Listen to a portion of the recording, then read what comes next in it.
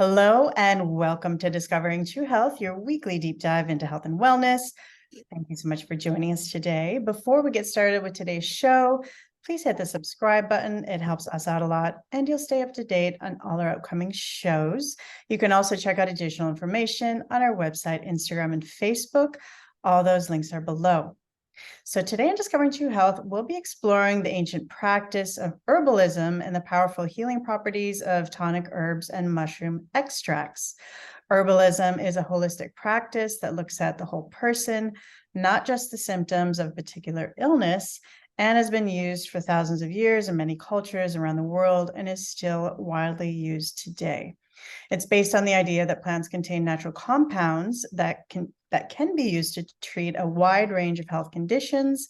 And today we'll be focusing on herbs for sleep and mood imbalances, like depression and anxiety, as well as the best herbs for supporting men's health. There are many tonic herbs that have been used for centuries to address specific health concerns in men, from restoring energy levels to supporting prostate health.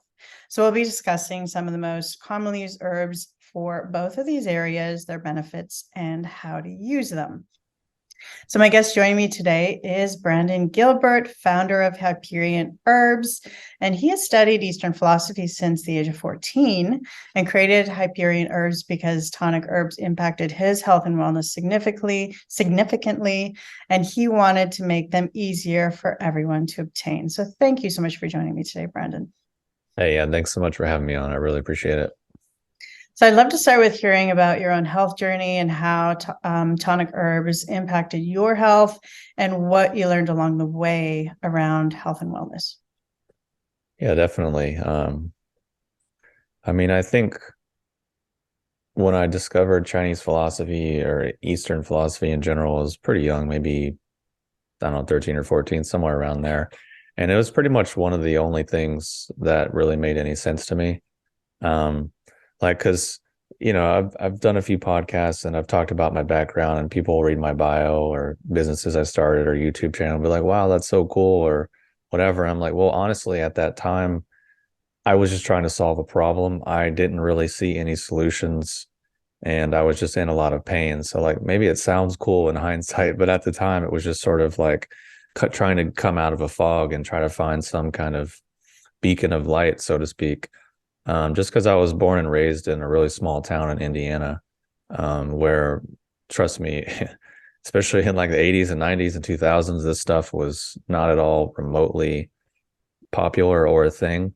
Like I remember I was recently reflecting on my life and just my personality and my character. And like most of my life is just me doing things and then people being like, oh my God, you're so crazy. That's so dumb. Why would you do that? And then 15, 20 years, that thing becomes trendy and cool. Like I remember when I was first becoming vegetarian or changing my diet or experimenting with organic food in like 2003 in Indiana, people were like, that's insane.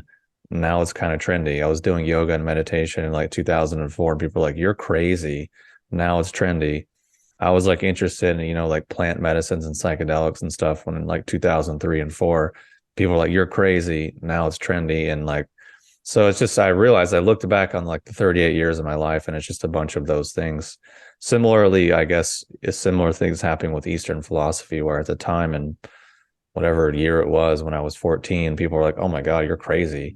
Because my environment was just 100% Christian. That was it. There was nothing else. There was no other options, no other worldviews allowed. So I was lucky enough to find it, discover it. I didn't really understand it, but it just felt like this is something I should follow.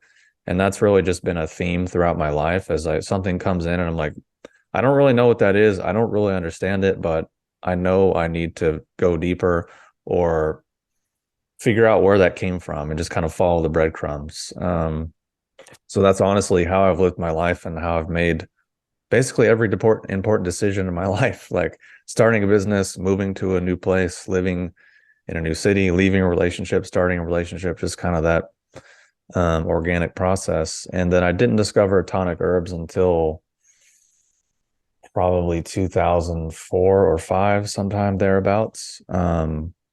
And what pulled me to them is that they weren't herbs that you would use like in a medicinal sense traditionally, like, oh, you have a cold, take this, or oh, you have a headache, take that. To me, that was just not very appealing. It wasn't very entertaining.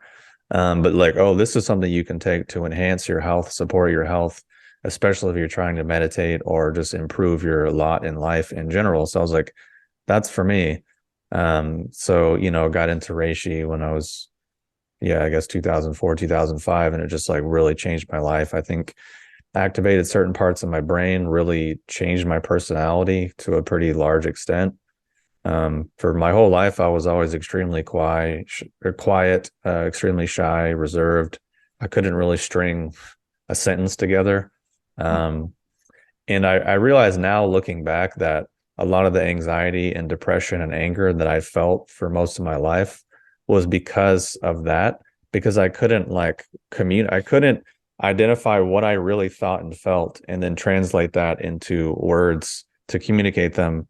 And then so I felt misunderstood my whole life, because I'm like, well, of course I can't actually communicate, or I would know I should do something or know I should say something, but I just couldn't get it to translate out to so reishi, helped with that, along with some other modalities to correct my actual brain. So yeah, I don't know if that answers your question or not, but it's kind of reishi 2004, and I didn't start Hyperion until 2010, I think. Because I'd accumulated so much information, so much knowledge over, I guess, that 6 years prior, that I just decided to start a YouTube channel, because that was, again, another one of these examples of, I saw it and I was like, this is going to be the thing. So I was doing social media in like 2008, 2009. People were like, oh, you're dumb. That's stupid. No one cares about that. So I was like, I don't know. We'll see. So I started my YouTube channel, built up a following there, and then launched Hyperion to that small audience and just kind of grew it organically ever since. And 13 years later, I'm still doing basically the exact same thing. Here's the problems that I tried to solve for myself. Here's how I did them. Here's the stuff that didn't work and was a waste of time, energy, and money. Here's the stuff that actually worked. Hope it helps. That's pretty much it. That's my whole business modality. And I've made thousands of videos over the years, and it's basically just that formula. So. Wow, what a story. And I've watched a lot of your videos this week when I was looking into all your work, and you have some great videos. I love the one on that you posted on eyesight, improving your eyesight naturally. That was pretty incredible. Oh, yeah, that one's only slightly embarrassing because it's from like 2010 or something, or 11.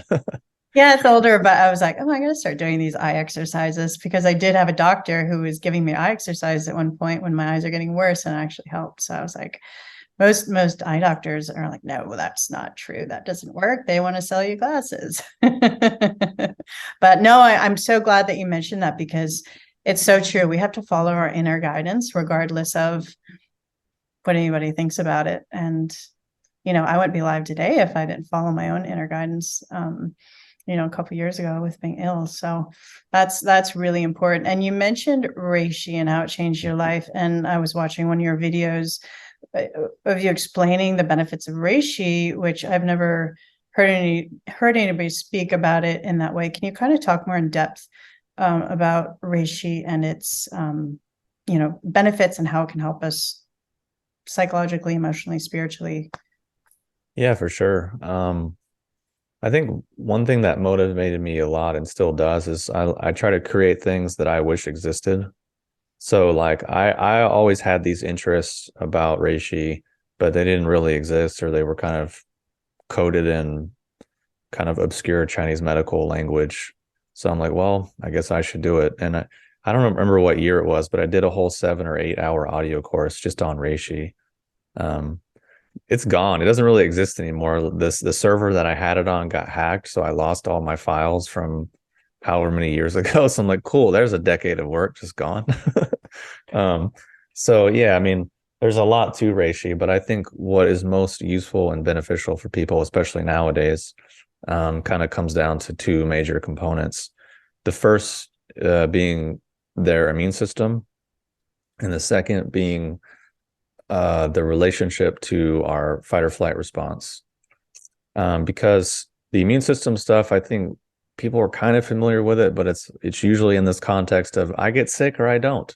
And that's about as far as it goes. Whereas like we were talking about earlier, there's the oral microbiome, there's the gut microbiome, there's the skin microbiome, there's all these different things which are really part and parcel of your immune system. Like, and your immune system is so intertwined with so many different aspects of your physiological function, but also your psychological well-being. And the way I like to describe it is like, if you're really stressed, you're probably really inflamed. If you're really inflamed, you're probably stressed. And if you are those things, you're probably not that happy. You're probably not that comfortable.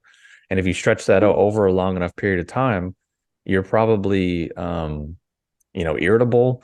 Your mood is unstable. And then you probably develop food allergies. Your sleep gets wonky.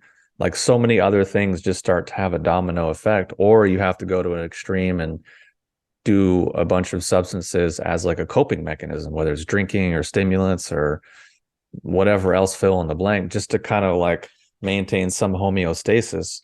But then that's not really sustainable, and that just will create more problems. So the immune system is really like no small thing that, we should so flippantly kind of disregard.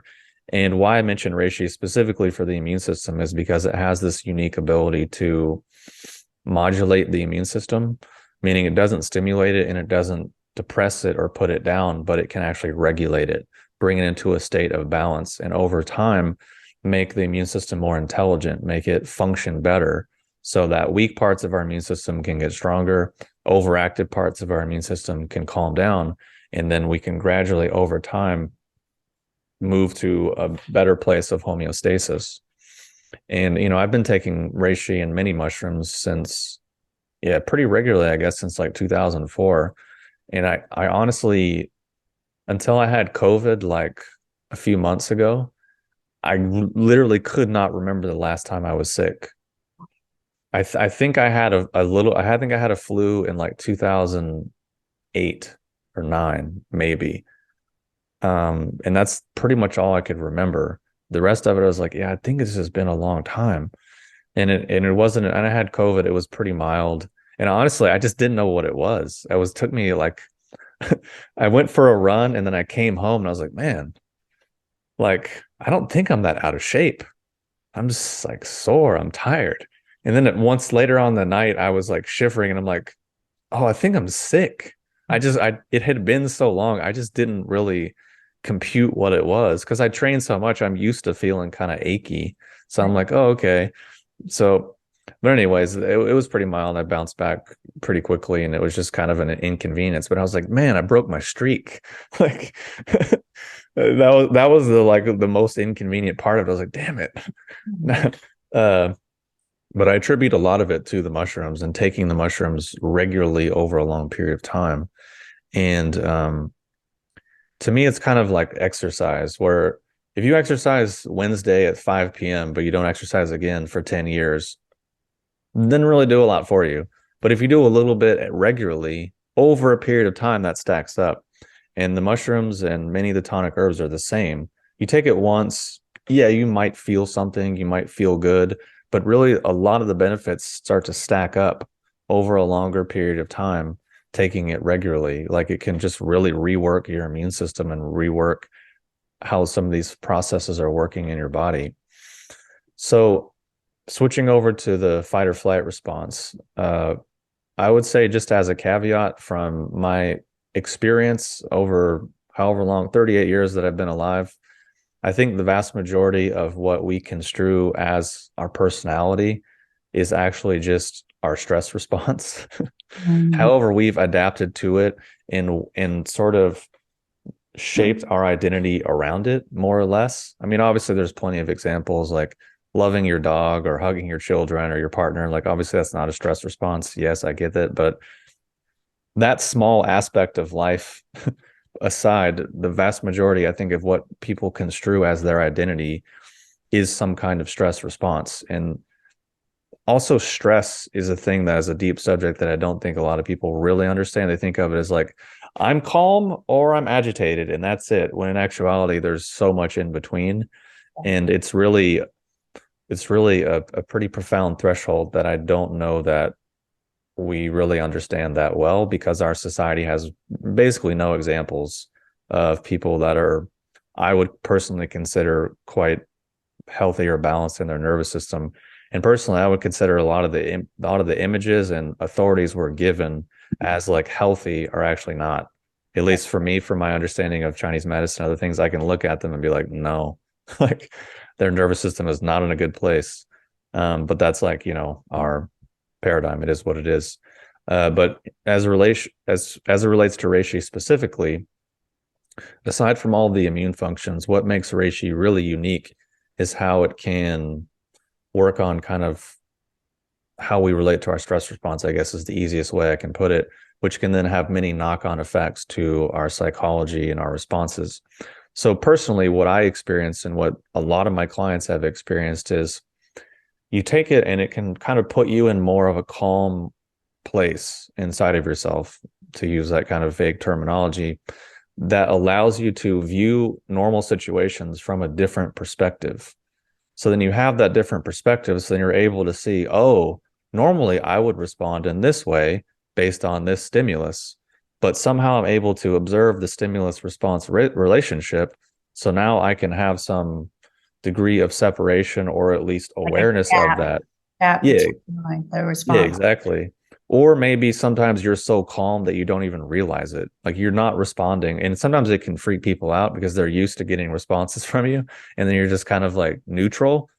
And they're like, well, that's honestly something I saw a lot, is a lot of our relationships are based on our stress response and then how people validate those stress responses. And like that's the agreement of the relationship, which at least for me, I've seen that happen time and time again for, when I was been really going really quite deep into Tai Chi and other internal arts, and it really changed my stress response and how I responded to situations.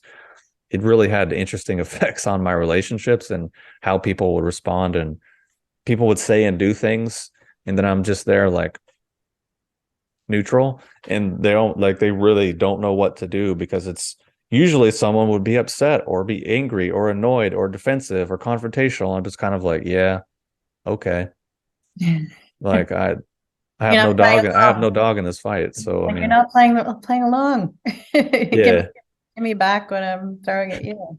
So yeah, I mean that can happen, but I think that's generally a process of growth and development, because I think we want to move out of our learned stress adaptations and maybe generally feel more calm and centered and at ease just naturally. I think, to me, if people ask like, well, what is health, or how do you define health? To me, that's really one of the easiest common denominators, is you feel at ease and you feel comfortable for no reason, just in general, in the majority of your life situations, which sounds trivial, but it's actually quite profound, because there's not that many examples of it in our society, because we're constantly stimulated, we're constantly amped up, we're constantly consuming. And in that state, it's easy to be like, yeah, I'm comfortable. Yeah, I'm at ease. It's like, well, no, let's remove all those stimuli and then we'll see how comfortable you are. Um, so anyways, reishi can have this profound sort of effect, and I can illustrate it almost like those like boxing things, or those kind of like kids toys where you punch it, but it has the big weight at the bottom, so it can kind of just like bounce right back to center, and you hit it again and it bounces back to center. So I think reishi over time, if a person is willing and open, can restore that reflex in the person. Because like life is stressful, we all have situations that are annoying or unpleasant or tragic or whatever. But the fact is, like, how we bounce back from that, meaning like trauma, for example, we hit one of those responses, or one of those situations, but we never actually bounced back to center. We're still like kind of leaning at an angle, trying to navigate life. But if you think about it, if I have just like a neutral posture, my body's comfortable, nothing's really tense. But if I do this, a bunch of stuff in my body is trying to figure out, how do I maintain balance? Stuff's tightening up, constricting. So psychologically, that's oftentimes how people are living their life, is like in a really distorted position, that their body's trying to like constrict and constrain and support and do all these things, which just is really inefficient, burns a lot of energy and burns the body out, and is just not really that sustainable. So I think reishi can help restore that reflex, to where like, oh, I hit a stressful situation. It doesn't last, 2 days or 2 weeks or 2 months or whatever. Maybe I'm upset for 20 minutes and then I'm like, okay. Right. Or I'm able to develop the discernment to say, okay, this is the situation. What is the solution? What is the action? What is the outcome? Can I take an action? Okay, yes or no. Okay, boom. Which normally that's what our stress response is trying to get us to do, of like, hey, by the way, you might need to do something. Hey, you might need to like take action. So being able to discern that rather than, reject it or fight it, I think is a more useful thing. So that's happened for me with reishi, and tons of my clients have reported the same thing. Not all of them, like there's some people that it doesn't work for, of course, but I mean, that's with anything. So hopefully that makes sense in terms of the two kind of important components of reishi for the immune system and for people's stress response, which oftentimes these things are really intertwined. Absolutely. Thank you for sharing all that. That's incredible information. I mean, it's this we're still learning so much about stress in our nervous system and how to regulate it, and the domino effect that, even just our breath, or our posture, if we're leaning forward, that affects our breath, and then that can trigger a fight or flight, and then whole chain of events happen in your body. And if you're stuck in this fight or flight, that's where inflammation and disease starts developing, etc. So, wow. One thing I could pass on to people as a kind of like piece of homework that was useful for me. And when I first heard it, I rejected it. I thought, oh, it's dumb. Like, it's not true. It was one of my internal arts teachers was saying like, yeah, as humans, like we think we're really advanced and modern and all this stuff we tell ourselves about our society and who we are. He's like, but in actuality, according to most Eastern traditions, we're barely above apes. And the vast majority of what drives our behavior is reproduction and conflict. So, and I heard that, I was like, no way, dude. Like, definitely not me. Like, that doesn't apply to me. So, but then it took me a few years of just really reflecting on, well, when I feel stressed or when I feel anxious or when I feel upset, does it really come down to those things? Meaning, like, I want something and I'm not getting it, or I think something should be a certain way, but it isn't. So now I'm mad. So now I want to have conflict, or I'm striving and doing something, but really what's behind it is because I want to seem appealing to, a partner or whatever. So just as a piece of homework to, maybe unwind some of our stress response, because if you think about fight or flight and many other the F's that go in there, I mean, fight and flight is like conflict ultimately. So I would ask people to look at how often they experience conflict internally.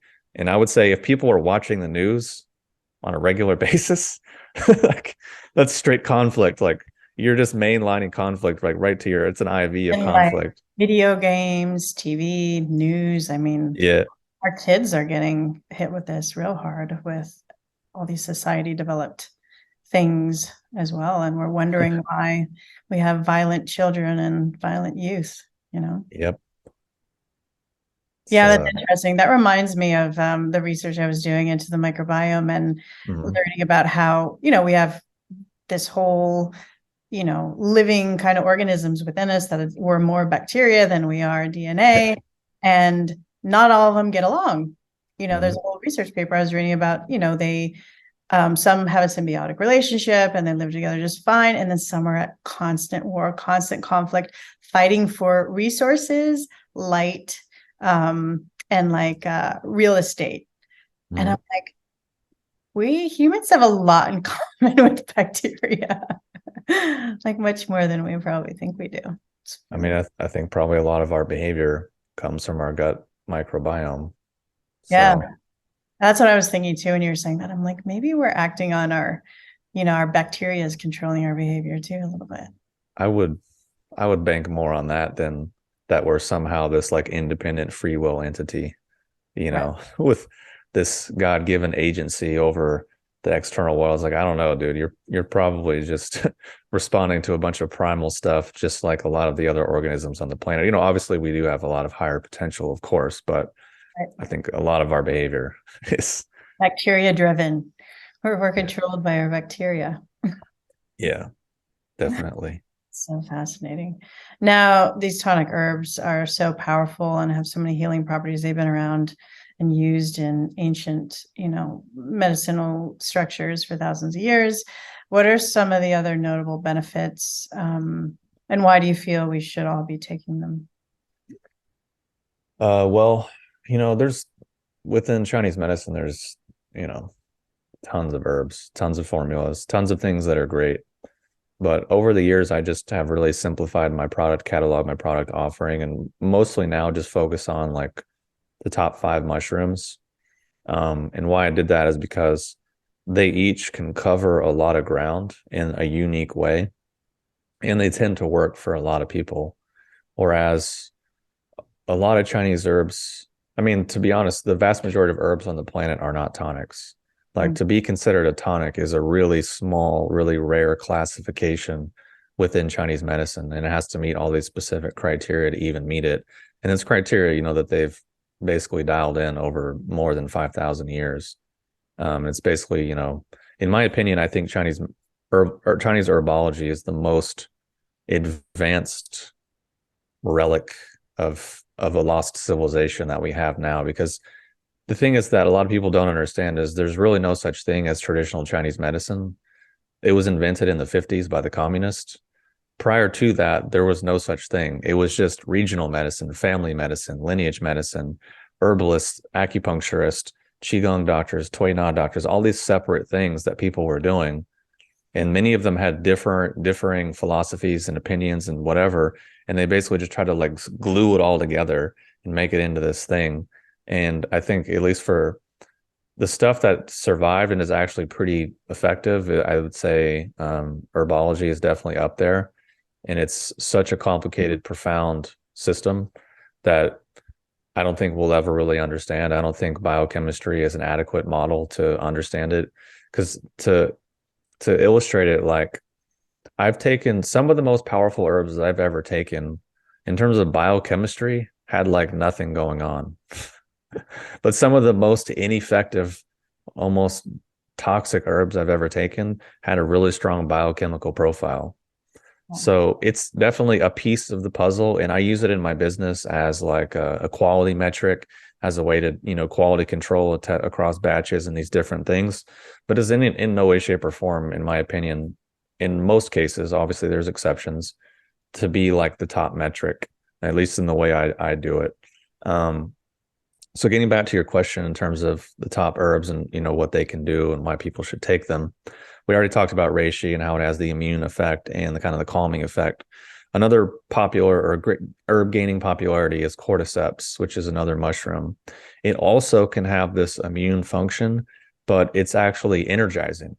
So like it can help people have more like ATP levels in their blood, higher blood oxygen levels, in kind of a scientific way of putting it, but generally just gives people a sense of more energy, but energy in a sense that is different than caffeine or different from stimulants. Because as just going back to reishi, it's funny, people will take it and be like, oh, I didn't like it. It made me tired, made me depressed, made me lethargic. And like, or it just brought you slightly out of stress.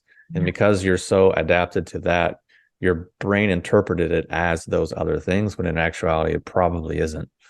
So cordyceps can give people, more energy, but it's not like a caffeine sort of thing. It's a different vibe altogether. So for people that are interested in energy production function at a cellular level. Exactly. And just enhance the functions of liver and kidneys, which is a lot to do with our metabolism and our overall energy, because we're just talking about respiration and general metabolism. So if that improves, obviously we have more energy. Pretty straightforward.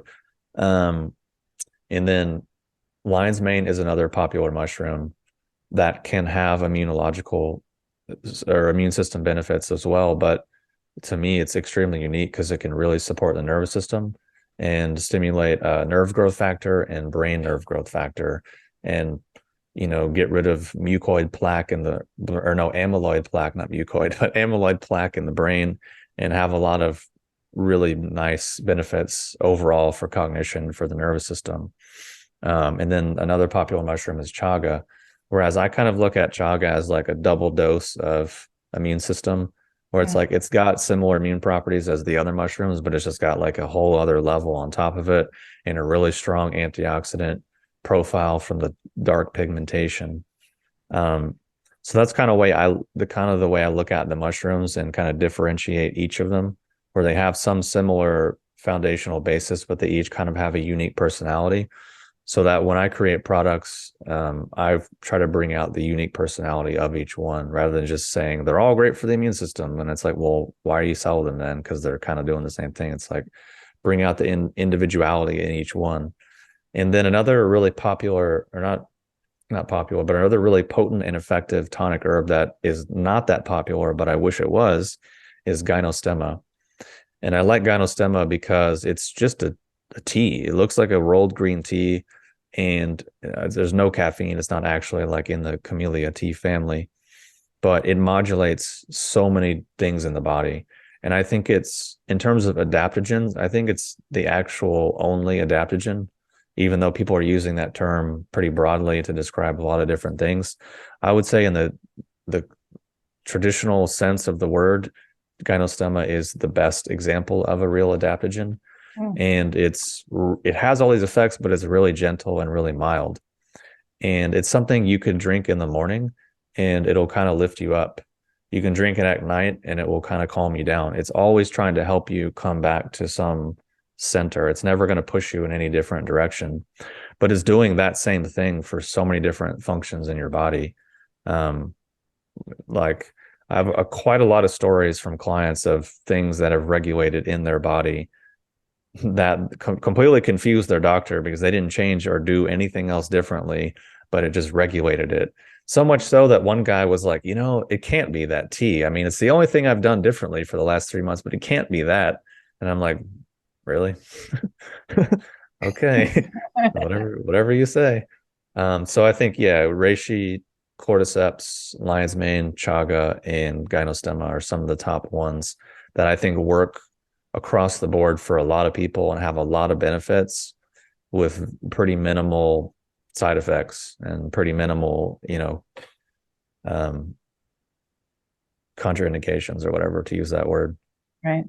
Now let's get into men's health a little bit. And I know this is all a holistic, approach, and it's not like we're going to take this particular thing for this particular, that's Western medicine. I mean, sometimes it's definitely appropriate. Right. But are there specific, when it comes to men's health and specific issues that men are having, are there particular tonic herbs that can assist them in finding homeostasis in the particular issues that men do have? Yeah, for sure. Definitely won't comment on the differences between men and women in terms of like hormones and chemistry, because I guess it's a controversial subject these days, depending on. You're definitely allowed to. Depending on where you live. I mean, I'm in Portland, so I gotta look both ways before I say those things. But I mean, at least for men, I think nettle root. Actual biological men and actual biological women, to be clear. Yeah, exactly. You said it, not me, so I'm safe.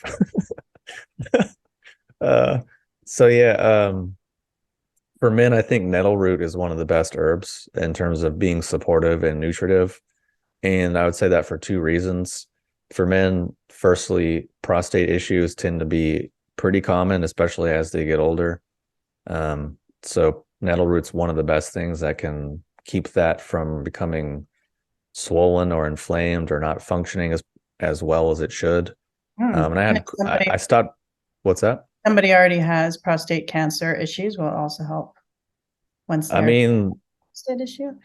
The C word, I don't know. I can't really say about that, but I just meant in terms of like anecdotally, what I can say is that a lot of my male clients have said it really helps them go to the bathroom less at night or not at all, and then have, less frequent trips to the bathroom and just kind of like move on from that symptomology, so to speak.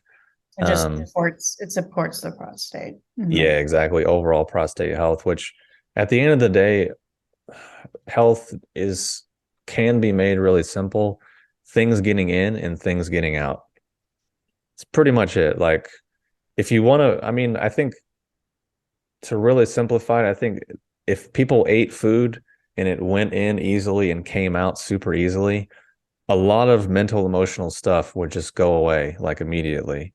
I think as much as we complicate things and, want to do 30 years of therapy and all these complicated things, sometimes it's really just that simple.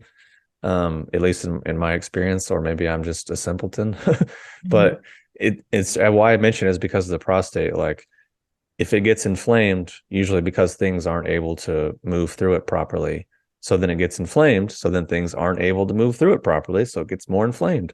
Whereas if you can just increase that basic fluid exchange and fluid flow, then inflammation and whatever else will naturally start to go away and things will work better. Like it's kind of can be that simple in many instances. So that's the first reason. The second reason is that nettle root specifically can help bind to a certain thing in the body that kind of grabs testosterone, because there's your total testosterone level and then there's your actual free testosterone level. And what makes the biggest difference in my understanding is the actual free testosterone, because that's what your body can actually use. So nettle root helps you have more of the free testosterone. So you kind of get more from what you already have rather than necessarily trying to take a bunch more or ramp up your levels. You can get more from what you already have, which is kind of makes more sense. So I think for those two reasons, nettle root's one of the best herbs and kind of a no-brainer. And I stopped selling it for a little while, and a lot of my male clients were like quite sad about it and really like demanding me to bring it back. So I had to bring it back because it works quite well for them. So That's great to know. And cordyceps too, don't they help with? yeah, definitely cordyceps can help with libido and overall kind of energy and blood flow and oxygenation. I mean, it also just goes back to simple mechanics. Like, at least for men, a lot of our, let's say, vitality and libido is coming from the strength of our legs and the ability for our legs to pump blood up through our body, just in a really mechanical sense. So if cordyceps is increasing vitality and blood oxygen levels and enhancing blood flow in general, it's going to have a knock-on effect to processes that run on blood flow, if that makes sense. Women kind of have a different mechanism from what I've seen, and it's a little bit more complicated than men. I think we're a little physiological. It's a little more like A plus B equals C, it's just straightforward, simple math. But in terms of just the mechanics, yeah, just as a side note, like improving the vitality and strength of our legs and the blood circulation and blood supply in and out of that. Because from what I've seen, what trips a lot of people up and causes a lot of circulatory and cardiovascular issues is not the going out, it's the coming back. And basically on the back of the ankle behind the Achilles is like a massive return vein or artery. I can't remember which one is the return one, but it's basically a huge return mechanism. So basically people's ankles are really tight and really immobile, and their legs are really tight and really immobile. It's almost just like if you had a hose that had water in it and you went and just squeezed it. You basically just hindered the flow of it. And physiologically, it's kind of that simple. There's also another big one. I think it's the subclavian or something like that. Basically, it goes behind your clavicle. It comes out of your head. It's the only thing that's responsible for draining blood out of your head. So a lot of times why people get headaches or lack of focus or stress, insomnia, all these different things is because the blood goes up into their head but doesn't come back down because this area is super restricted and super tight, which our world is easy at shooting things up. Let's be exciting. Let's be interesting. Let's be outgoing. Let's do all these things, which just shoots everything up into the head, which is cool, but it needs to be able to actually drain back down to be able to go back into the body. That's, from what I've heard, really what trips a lot of people up and causes a lot of cardiovascular things is more so the return rather than the going out. And this particular herb can help with that return process? I mean, not particularly. There's things like hawthorn, which can support circulation in general. And there's herbs and supplements that can boost nitric oxide, which helps kind of open the like beet root powder is a thing that's getting more popular. Things like that can just kind of help support that mechanism. But really just comes back to exercise and being fit and mobile. That's mechanically speaking, because I mean, at the end of the day, if you have a hose that's constricted, the only real solution is just to remove the constriction. I mean, you can maybe increase the pressure on one side or put a band-aid on it, or I don't know, sing a song, but ultimately the actual constriction has to be removed. So that's where exercise is really important. Right. Hence the holistic approach. Yeah. Now let's get into sleep, focus, anxiety, For sure. depression. And this is, of course, as we've been talking, a lot of sleep issues probably stem from, poor sleep hygiene, unregulated nervous system, all these things we've been discussing so far. But how does herbal tonics kind of add to that equation of assisting with sleep, and any other comments around sleep hygiene that you think are important to mention? Yeah, for sure. I can definitely talk about reishi and gynostemma and adaptogens in general, for that, because they can be quite useful. There's a few other things that come to mind because, I've had poor sleep at certain times in my life, so I've kind of dealt with it personally. But to go back to what I was saying about this area here on the neck, so basically when I first learned this kind of technique, I couldn't really do it, and then over a period of time, I can kind of more or less consciously drain the blood out of my head just from getting my mind to interact with this area. I remember one time I was doing a live stream on YouTube and I was telling people about it, and I just completely blanked out halfway through because The it blood just pulled. Yeah, I was like, what was I talking about? Oh yeah, live stream. Okay. But it's basically, I don't know if this is going to be video or audio, but if you think just along the side of wherever your Adam's apple is, and you can also just Google the subclavian artery or something, or vein, one of those, it'll come up on Google. But basically, if you can just get your mind somehow interfaced with that and think about your Adam's apple kind of going back slightly, like slightly back and up towards your spine. And it's a really micro movement, but it sort of will have the effect of stretching the back of your head where your neck and your skull connect, and slightly pulling your chin back and up. So basically that part of your head where the skull and the neck meet is also a major point where a lot of people are super tight. Which if you're super tight, that means blood isn't really moving properly. That's pretty much all that means. Because I can go get a massage, I can get a deep tissue massage, and they can walk all over and go straight to my bone, and it doesn't do anything because I have good blood flow. And I remember like getting Thai massage one time when I was in Amsterdam, and the lady's like digging, and she'll tap me and be like, "Are you okay?" I'm like, yeah, it's fine, no problem. Because she's used to people being like, oh, like screaming or tensing or reacting. And there's a lady here that I go and see, and she's like, yeah, you're the only client that I can do the full set to, and I'm not even like super flexible. It's just my tissues are hydrated and kind of saturated with blood because I, did a lot of Tai Chi. But basically, this part of the back of your head is one part where blood goes up and in. And honestly, if you put your fingers on the back where your occipits are and you move your eyes around, you'll feel the muscles and tissues move. And I mention that because people are looking at screens. Looking at screens makes your optic nerve tight. Your optic nerve gets tight, so then the back of your neck right here, on your occipits, will get tight. So that's why if you can, even when you're just laying down going to sleep, sometimes it's easier to do that. If you can allow your awareness to go to the actual back of your eyeball, that's where your optic nerves are. And then if you can kind of get the sensation of something dropping or releasing or getting heavy or unbinding, whatever one of those things allows you to get that somatic thing, because that's literally what's happening. Something's bound and then it opens and relaxes. That's basically it. So if you can apply that to the back of your eye where your optic nerve is, and the same thing where on the side of your neck. And I know it sounds weird, but like everyone's felt their blood pump before. Like after you stand up and you feel like things pumping around in your head, like everyone's had that sensation. It's just a matter of putting your awareness on this place, and you'll eventually feel the actual pumping. And if you just get the right quality of relaxation, it will literally pull stuff out of your head, which can be amazing for mental focus, for stress, for anxiety, for depression, for all these different things.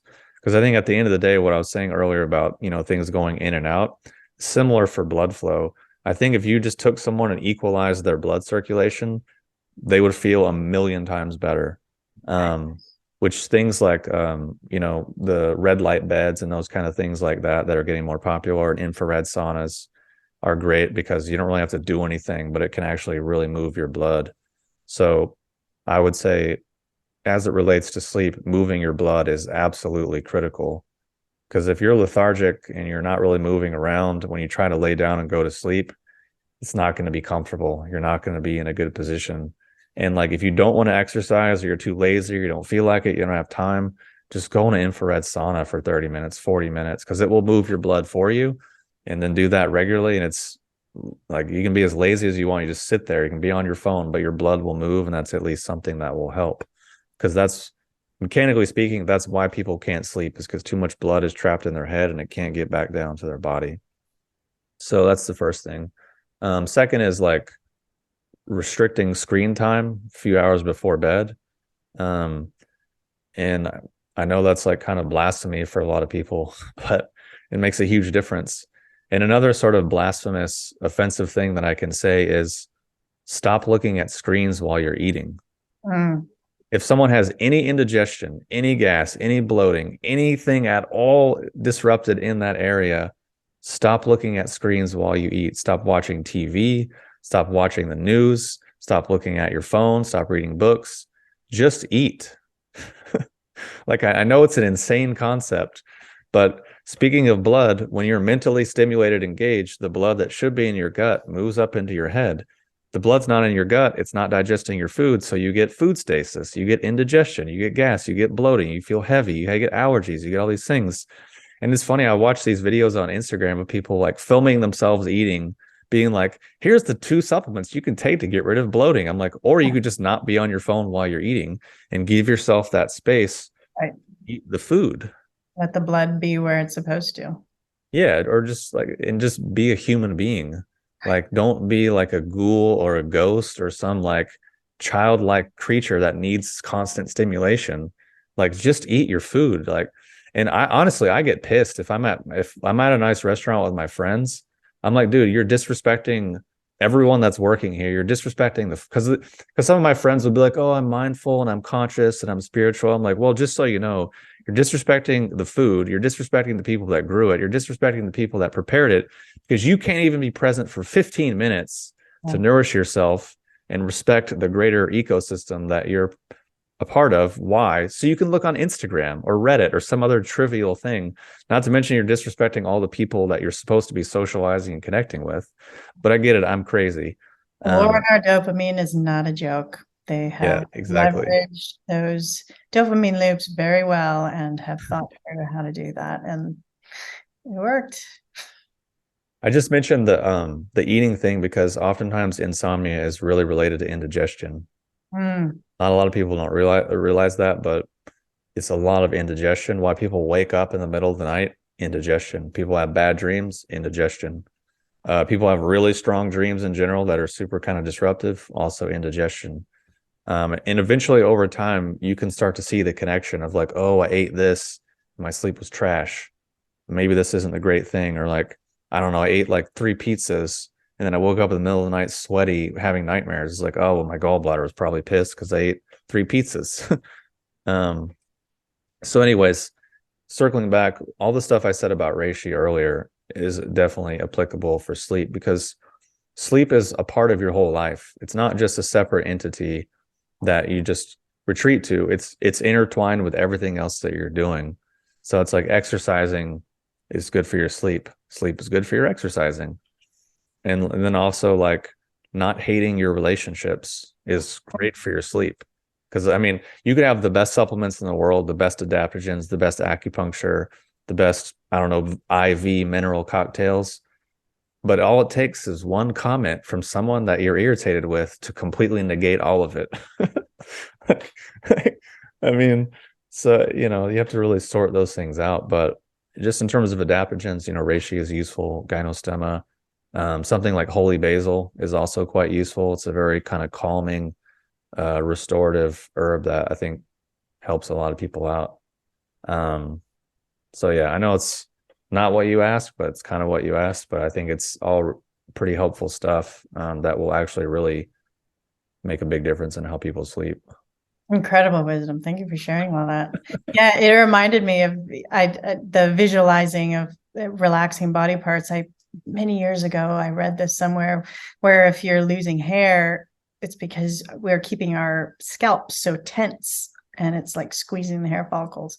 So you do the same thing. You focus on your scalp and you like consciously relax your scalp, and you do it several times a day because you think about, you're talking about these, here and here where we're so tense, and also our scalps as well. And it really works. I started practicing it regularly. And it definitely helps with releasing stress. I've never had a hair issue, but definitely helps with calming myself down. So I'm going to definitely be practicing those exercises nightly because they sound incredible.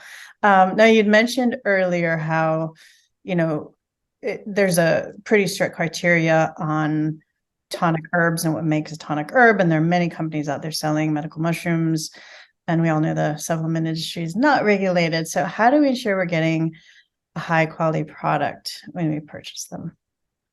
Yeah, I mean, coincidentally, I wrote an article in like 2011 called "How to Not Get Ripped Off When Buying Medicinal Mushrooms," I love it. because it's been an issue going back, as far as that. And just a general way, first is it an extract? That's the first thing people could ask. Is this an extract, or is it just the whatever the thing is ground up into a powder? So usually an extract is going to be more potent. Second is, what form of the mushroom is it, or what part? Is it the fruiting body? Is it the mycelium? Typically, you want to go for fruiting body. There are exceptions, of course, but just as a safe rule of thumb, people could say, is it an extract? Is it an extract of the fruiting body? And how was that fruiting body grown? Grown on rice, corn, oats, soy, or whatever, or is it grown on wood, which is what it's typically supposed to grow on? So usually if you use those three metrics, like it's fruiting bodies grown on wood that have been extracted, probably going to be getting a pretty good product just from that simple kind of schema. And these are questions we'd have to look into a company and contact the company and ask them all these questions. I mean, it should, well, I mean, it should say at least, it should say on the package extract, at least. Or usually companies that are in the know will specify. Okay.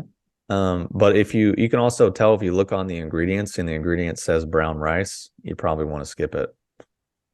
Interesting. Why I say that is because, and this is what a lot of the industry is doing, is they're selling ground up mycelium powder. But basically what you're buying is 50% mycelium and 50% brown rice, which is why when you taste it, it tastes like rice. Yeah, because it mostly is rice. Because the mycelium can only eat about 50% of whatever it grows on. And then once it stops eating, because it's all intertwined and intermixed with the growth medium, they just grind it all up together and sell it as a powder. And you look at it, you're like, oh, it's $20, it's $25. What a great deal. It's this mushroom. I heard this mushroom's good. I tasted it. It tastes good. Win. But it's like, yeah, it's a win for the company because they're selling it for $25 and it costs them probably 50 cents. So yeah, it's a win for them. But in terms of you actually getting the benefits, not so much.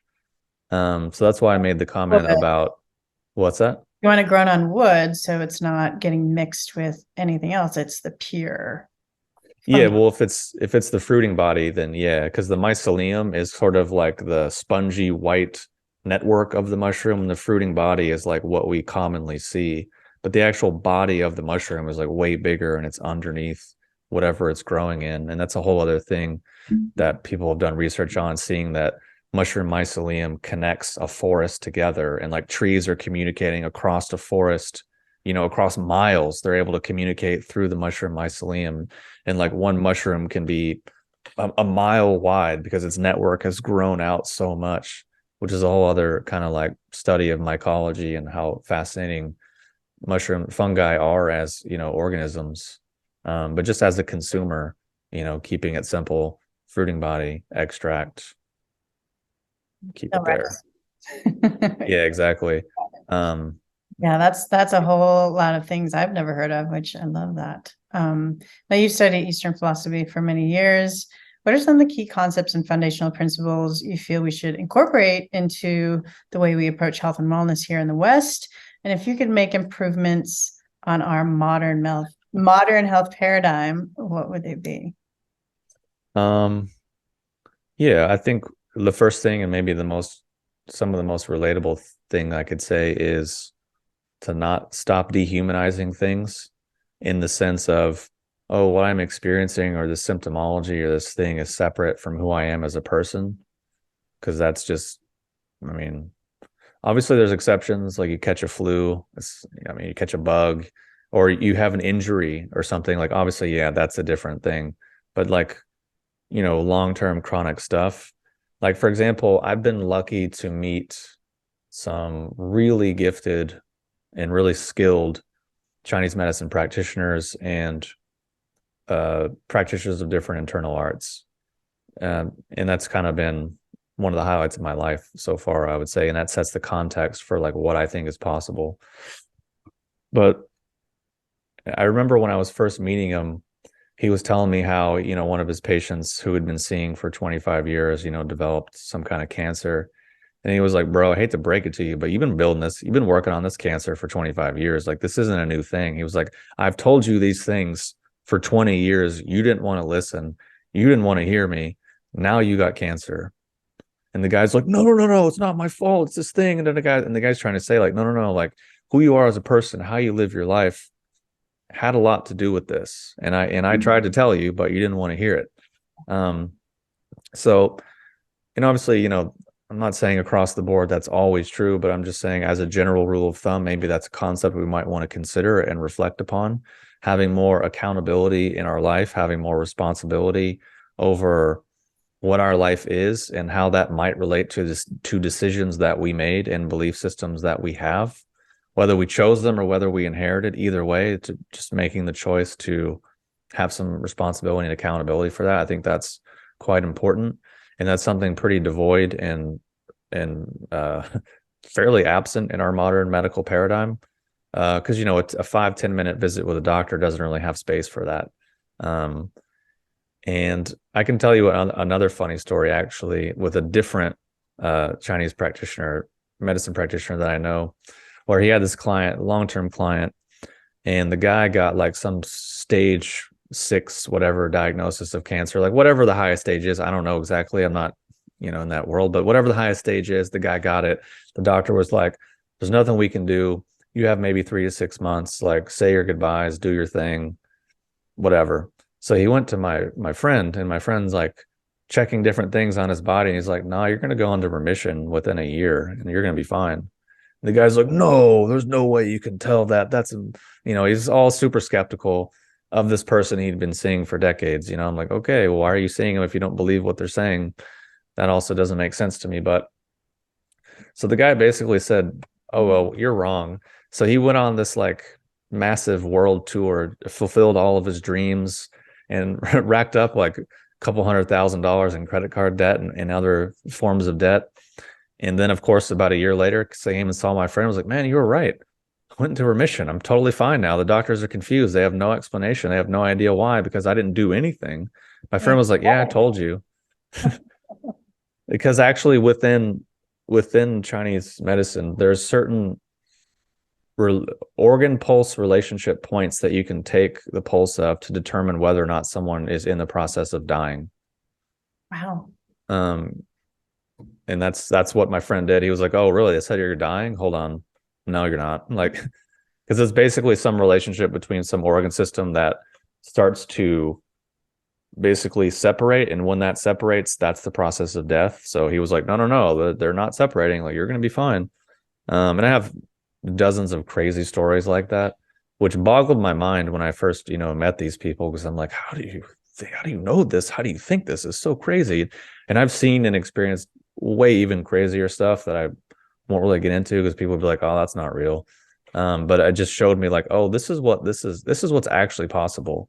But I think just in terms of sort of productive, tangible things for people to relate to, what I was saying earlier is just starting to get on that process of reflecting on outcomes in my life and decisions that I made, and starting to maybe look at the relationship between those two things, and being willing to say, I don't know. I don't understand this. Let me find someone who does. Let me ask someone who maybe knows more than me or is more experienced. which is cool, but also a bit of a problem because the bar in our society is so low. Whereas, and I can illustrate this. So like, I know a lot of holistic health practitioners and even like just regular medical doctors. And I've offended many of them because I'd ask them, what's your success rate? Meaning people that come to you for A get rid of A and they don't come to you anymore. Right. And I remember I was on a date with this lady once who managed like a holistic addiction recovery center. And I asked her the same thing. I was like, oh, what's your recovery or not recovery rate? What's your success rate? And she was like, what do you mean? I was like, well, people that get better. Oh, long pause. I was like, oh, you've never thought about that.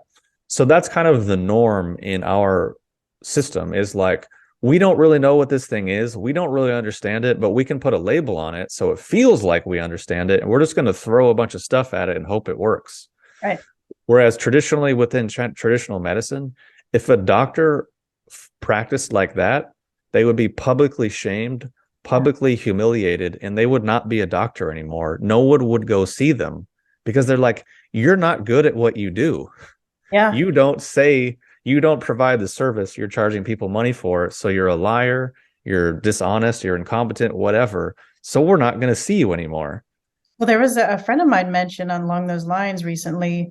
I don't know where in China, but he said people pay their doctors when they're healthy. They pay their doctors. As soon as they get sick, they stop paying their doctors. So their doctors get paid paid for them to be healthy. When they stop being healthy, the doctors don't get paid. It's the opposite.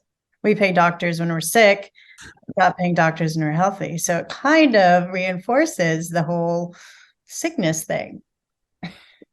Yeah, and there's even stories that I've heard where people would be sick. People go to a hospital, and as long as they don't have anything that's like immediately life-threatening or immediately whatever, the doctor would be like, here's this card, go study with this Tai Chi teacher for like 2 months. And if you don't go every day, I'll never see you again as a patient. Basically, just like if you're not willing to, invest in doing something for your health, like don't waste my time. Right. But basically, why they do that is because the vast majority of the time, people get better and they don't actually need to go back to the doctor. Yeah. But that's a caveat because like the Tai Chi that people are doing in America is not going to do much for them at all. It's not, I wouldn't call it Tai Chi. It's not really going to have the health benefits. It might be slightly relaxing and maybe improve a little bit of balance and coordination, but it's not really classically what people were doing. But it just illustrates the point in that the body does have a lot of ability to self-heal and self-correct when you actually remove the constraint. It's like what I was saying earlier about the hose or the pipe or whatever. If you remove the constriction from it, everything works better. Or it's like the old cliche story about like the tiger with the nail in his foot that's like going around eating people in the village. Then they take the nail out of his foot and the tiger just leaves everyone alone and it's like never seen again. Like I think that's a similar concept. Yeah. But the tricky problem is having the discernment and the clarity and the insight and the skill level to ascertain exactly what that nail is for that person to be able to actually remove it. And typically that is not really a comfortable or enjoyable process. Speaking from personal experience from seeing some of these high skilled practitioners that are extremely blunt and straightforward and pretty much, and I can tell you another story. When I first met one of these guys, I walked into his office, never met him before, never talked to him before, no intake, no diagnosis, no nothing. I lay down on the table. He just walks in the room and just dissects my character, my affect, my life to specific and precise detail, not like vague, you're a Cancer and your sun moon is in this thing. And I get a sense of this. No, it was like straight up, like, this is who you are as a person. This is like, it was intense. And I was like, oh shit. All right. How do you know all this stuff? I'm confused. But I was like, oh, when people are at that skill level of medicine, people are transparent. Right. Like if you have that level of insight, you can look at someone and go, oh yeah, this is this. It's no big deal. Which that's not in our medical system. Our system isn't based on skill and insight and wisdom and merit. It's based on degree and nepotism or whatever other, working the insurance system successfully, these types of things. So I think I hope things will get better here. in our country. I don't think they will, not for a while, because the process of admitting that you're wrong is not a comfortable one. And I think as a culture and a society, we are wrong about a lot of things. But what people are trying to do now is take like their paradigm that's wrong and broken, and then take their misunderstanding of another paradigm and sort of like jam them together. It's kind of, so what I mean is like people kind of believe they're this like physical, like meat suit sausage thing, that this somehow there's this like spirit thing that's somehow attached to it. And we're like this meat suit spirit thing combination. And that's who we are. That's what our organism is, which is not really remotely accurate. So of course our results produced from that are what they are now. And I can say it's fairly the same thing between mainstream and alternative, because what most alternative practitioners do now is quote unquote functional medicine, which means you get labs, and in response to your labs, you get supplements. I'm like, wait a minute, that sounds familiar. I went to the doctor and he took labs and he gave me pills, and then he didn't talk to him again. I was like, this sounds like a familiar approach. And then why is it a familiar approach? Because they're drowning in student loan debt and they're getting paid by insurance. So they have to conform to the same exact system and pressures that doctors had to conform to just to survive. So I'm like, great. The alternative is now basically the exact same thing. Cool. That was fun. So that's kind of why I'm not that optimistic about our society, because we have a habit of doing the same thing, but thinking it's different. And what is the ideal then? If our, obviously our medical system is very broken, the alternative to it is kind of mirroring what's already broken. What's kind of the solution look like? I mean, part of it is, it's hard to put that in the simplest terms, because it's a human level thing that I don't think we have examples for in our society. Because so I guess the way I can explain it is, I meet these medical practitioners who like can look at someone and know all this stuff about them.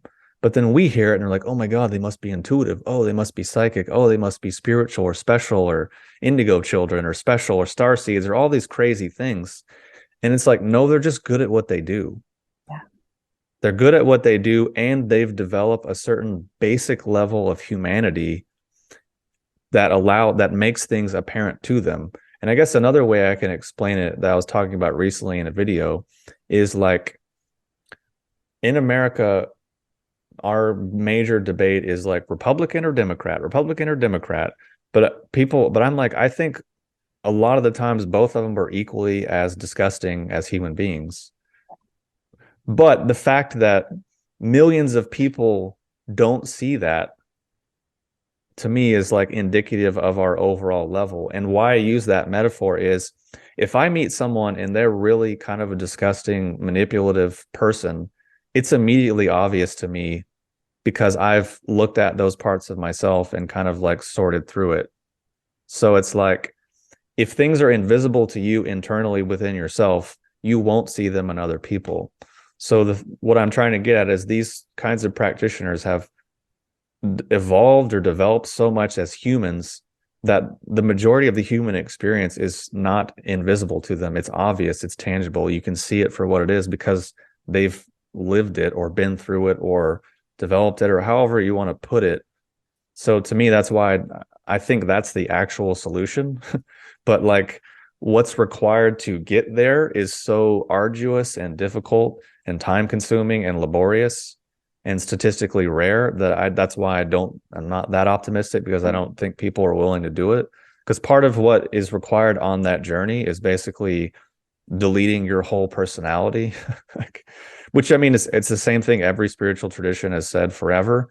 All the stuff about becoming selfless and whatever, it's literal.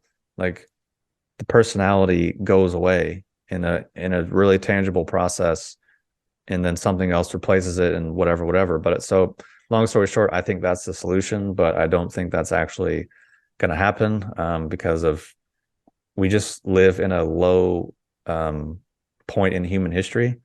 Like, whether it's the Kali Yuga or the Dark Ages or whatever, that's kind of where we're at, where everything's reversed, what we were talking about earlier, like ignorance is knowledge, slavery is freedom.